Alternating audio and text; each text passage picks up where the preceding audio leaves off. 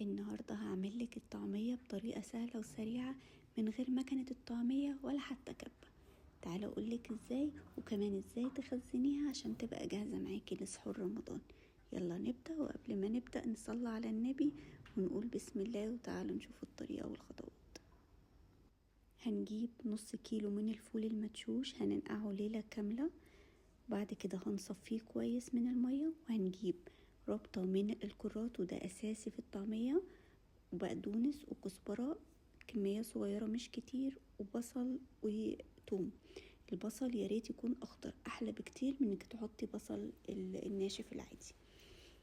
هنقطع الخضار تقطيع عادية خالص، عادي مش لازم صغير، أي تقطيعة بالشكل ده. والبصل الأخضر نقطعه بالعيدان الخضرة بتاعته، بتدي طعم حلو قوي للطعمية. بعد كده هنحطهم كلهم كده في بولة، وننزل عليهم بالفول ونخلطهم الأول كويس قوي، وبعد كده هنبدأ نفرمه. ودلوقتي هنجيب الخلاط علشان نفرم فيه الطعمية. هنستخدم نص كوباية من المية اللي احنا هنحطها دي هنفضل نستخدمها طول ما احنا بنفرم الطعمية. الأول حطينا نص كوباية المية، هنحط 3 معالق مثلا من خليط الطعمية ونبدأ نفرمهم بالطريقة اللي انتوا شايفينها دي. هنفصل ونشغل، هنفصل ونشغل، بعد كده نقلبهم ونرجع نخلط تاني. وتخلي عينك ميزانك، يعني لو حسيتي ان هي لسه تخينة شوية محتاجة مية، حطي معلقة او معلقتين من المية. لقيتيها كويسة خلاص ما تضيفيش. شايفين شكلها كأنك عاملاها في مكنة بالظبط. بعد كده هنجيب اللي احنا ضربناهم دول هنصفيهم، يعني المية اللي هتنزل منهم هي المية اللي احنا ضفناها اصلا في الاول، اللي هي نص كوباية المية. هنرجع نحطها في الخلاط مرة تاني، وبرضو هنرجع نضيف عليها خليط الطعمية ونخلط الطعمية بنفس الطريقة اللي احنا عملناها. يعني المية اللي احنا استخدمناها من البداية هنستخدمها طول ما احنا بنفرم الطعمية.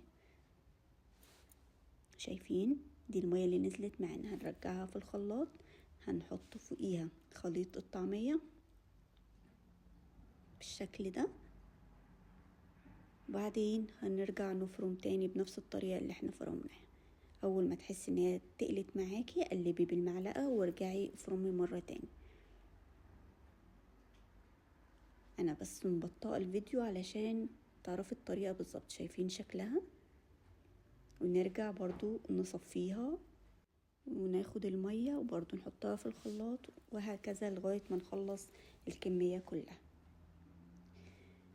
دي الكمية اللي احنا خلصناها.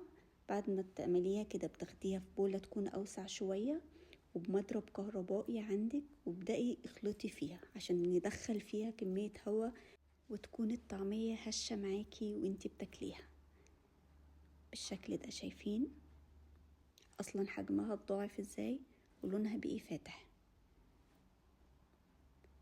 بس هنجيب بقى الاكياس اللي احنا هنخزن فيها في التلاجة، وهنحطها كده في الاكياس ونساوي الكيس كويس علشان تقدري تطلعيه بكل سهولة من التلاجة. وحتى في حفظها بيكون مترتب كده بشكل كويس في التلاجة.